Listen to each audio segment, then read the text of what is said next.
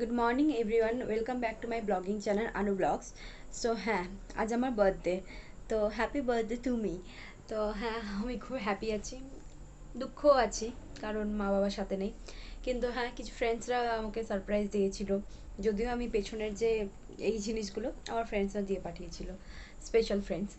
So যাই হোক, কেকও দিয়ে পাঠিয়েছিল। আর সেটা মিড নাইটে। তো যাই হোক, কাছে পিঠে তো কেউই নেই, মন খারাপ লাগলেও কিছু করার নেই। তো আজ আমার বার্থডে দিনটা কিভাবে আমি স্পেন্ড করব আপনাদের সাথে শেয়ার করব, কারণ হসপিটাল থেকে স্পেশালি ছুটি নিয়েছি। তো ভিডিওটি দেখতে থাকুন, সঙ্গে থাকুন। সো আমার একটা ফ্রেন্ড, ও হচ্ছে গিয়ে কেক রুম থেকে হচ্ছে গিয়ে তো কেকটা অর্ডার করেছিল। সো কেকটা বেশ খেতে ভালো ছিল, দেখুন আমি অর্ধেকটা কেকই খেয়ে ফেলেছি, কাল রাত্রেবেলা এতটাই খিদে পাচ্ছিল।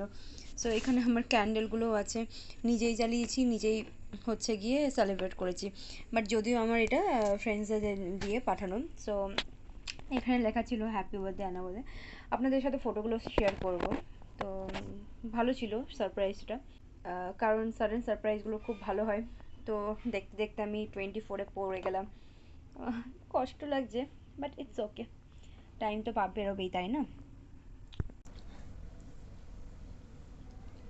তো কেকটা খেটে খেটেই আমি ভাবছি, সকালে উঠেছি, স্নানটা পরে করব, আগে রান্নাটা সেরে নেব। তো এর আগের ভিডিওতে দেখেইছিলেন যে আমি মাছ নিয়ে এসেছিলাম। তো কিছুটা মাছ হচ্ছে গিয়ে সর্ষে ভাটা করেছিলাম, সর্ষে ভাপা করেছিলাম। আর কিছুটা মাছ ভাজা রেখে দিয়েছিলাম। সো ওই মাছটা দিয়ে আমি হচ্ছে গিয়ে আর যে জিরে বাটা দিয়ে পাতলা করে মাছের ঝোল বানাবো। তো এটাই হবে আজ আমার বার্থডে স্পেশাল মেনু।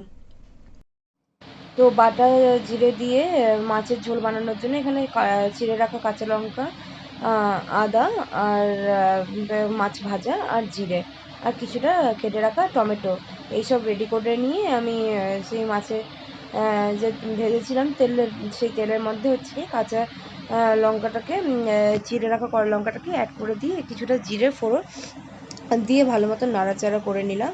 নিয়ে এরপরে হচ্ছে কি টমেটোগুলোকে অ্যাড করে দিয়ে পরিমাণ মতন লবণ দিয়ে দিলাম, যাতে হচ্ছে কি টমেটোটা তাড়াতাড়ি ভাজা হয়ে যায়। আর একটু হলুদের গুঁড়ো হচ্ছে কি অ্যাড করে দিয়ে, গুঁড়ো শুকনো লঙ্কাও অ্যাড করে দিয়ে ভালো মতো নাড়াচাড়া করে নিলাম, নাহলে পরে মিষ্টিটা হচ্ছে কি পুড়ে যাবে। সো এরপরে হচ্ছে কি গ্রাইন্ডারের জারের মধ্যে আদা আর হচ্ছে কি কিছুটা জিরে আর হচ্ছে কি দুটো কাঁচা লঙ্কা অ্যাড করে দিয়ে ওটাকে ভালো মতন পেস্ট করে নিলাম।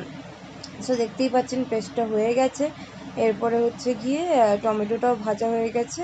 তো এরপরে হচ্ছে কি সেই বেটে রাখা জিরেটা আর অ্যাড করে দিয়ে ভালো মতন নাড়াচাড়া করে নিতে হবে।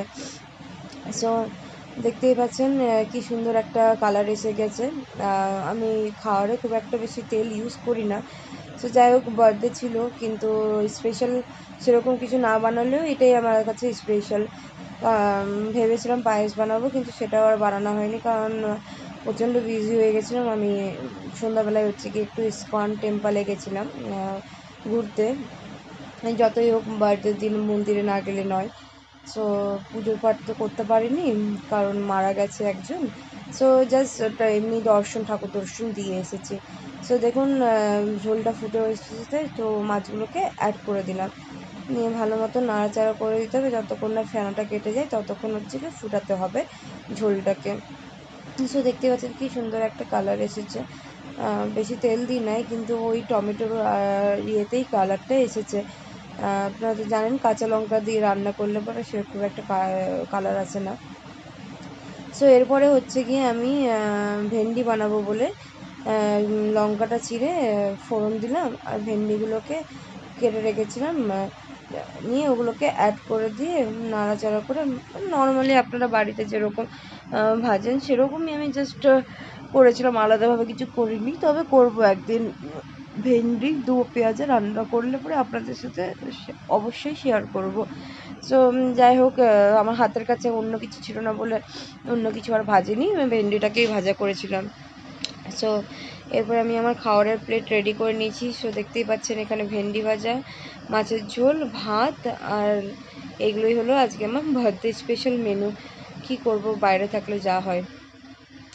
সো এই যে দেখতে পাচ্ছেন আমি ইসকনে এসেছি। তো ইসকনে এখানে বিয়ে হয়, অনেকে ইসকন থেকেও বিয়ে করে। সো এখানে একটা প্রোগ্রাম অ্যারেঞ্জ করেছিল, হয়তো আমি জানি না কার বিয়ে, বাট কারো না কারোর তো ছিল। সো এখানে এসেই প্রথমে জুতো রাখার জায়গা আছে।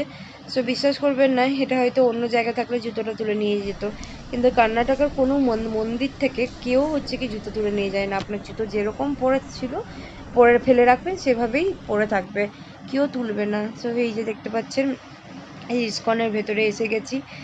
সো এই যে কীর্তন হচ্ছে, তো এর আগে যে ঢাকা মানে ঠাকুরের মুখটা দেখা যাচ্ছে না, ক্যামেরার কোয়ালিটি ভালো নেই বলে। সো সেখান থেকে প্রসাদ নিয়ে একটু প্রসাদ খেয়ে নিয়ে বেরিয়ে পড়লাম বলতে আমি আমার ফেভারিট মল নেক্সাস মলে গেছিলাম।